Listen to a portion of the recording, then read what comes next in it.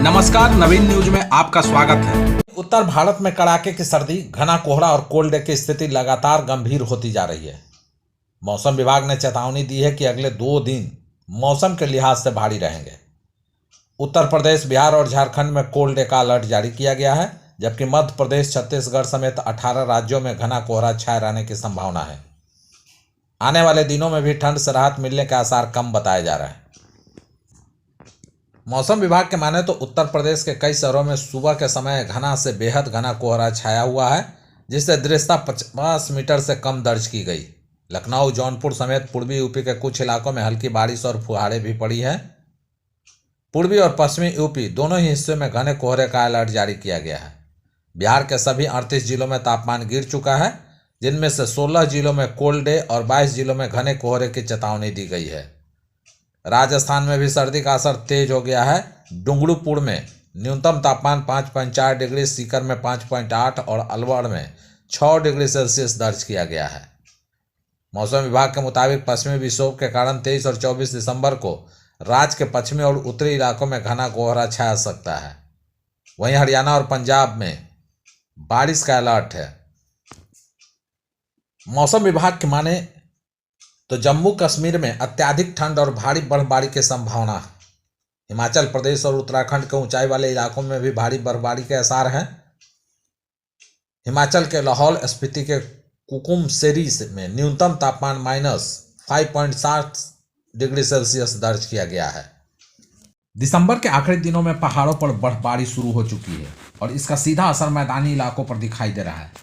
पहाड़ी राज्यों में हुए हिमपात से यूपी, बिहार और झारखंड प्रचंड सर्दी से कांप उठे हैं। बिहार में शीतलहर के कारण दिन में भी ठिठुरन महसूस की जा रही है।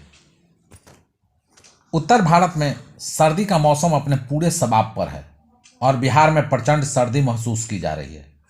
शीतलहर के कारण लोग सारा दिन ठिठुरने को मजबूर हो रहे हैं। सुबह सुबह राजधानी पटना समेत कई जिलों में घने कोहरे की चादर दिखाई दी। इसकी वजह से विजिबिलिटी में काफ़ी गिरावट आई है। कोहरे का सीधा असर सड़क, रेल और हवाई यातायात पर पड़ता हुआ दिखाई दे रहा है। सड़कों पर वाहन रेंग रहे हैं तो कई ट्रेन देरी से चल रही है। पटना एयरपोर्ट पर तमाम फ्लाइट्स भी देरी से उड़ानें भर रही हैं। मौसम विभाग के मुताबिक आने वाले कुछ दिनों तक ऐसे ही हालात देखने को मिल सकते हैं।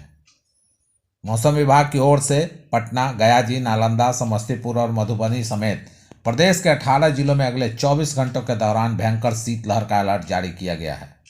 मौसम विभाग की ओर से इन जिलों में शीत दिवस घोषित कर दिया गया है।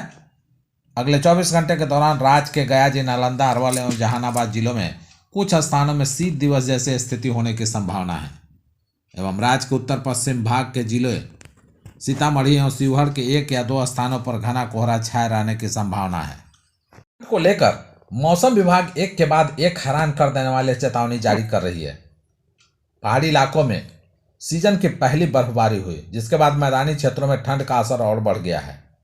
जम्मू कश्मीर में पहली बर्फबारी दर्ज की गई है। वहीं उत्तराखंड और हिमाचल प्रदेश की ऊंची चोटियों पर भी हिमपात हुआ। इसका सीधा असर बिहार समेत पूरे उत्तर भारत में देखने को मिल रहा है। इस बीच मौसम विभाग ने सख्त चेतावनी जारी की है।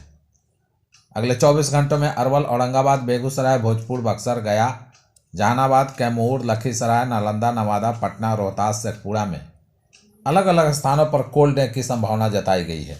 बता दें कि पिछले 4 दिनों से राज्य के आधे से अधिक हिस्सों में सूरज के दर्शन नहीं हुए।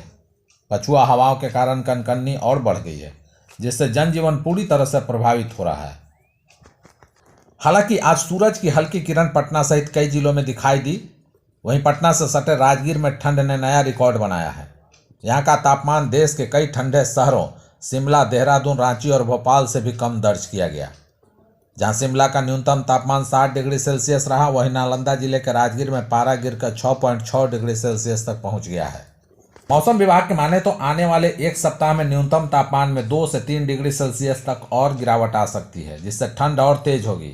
विभाग ने आशंका जताई है कि 25 दिसंबर के बाद पूरे बिहार में कोल्ड डे जैसी स्थिति बन सकती है।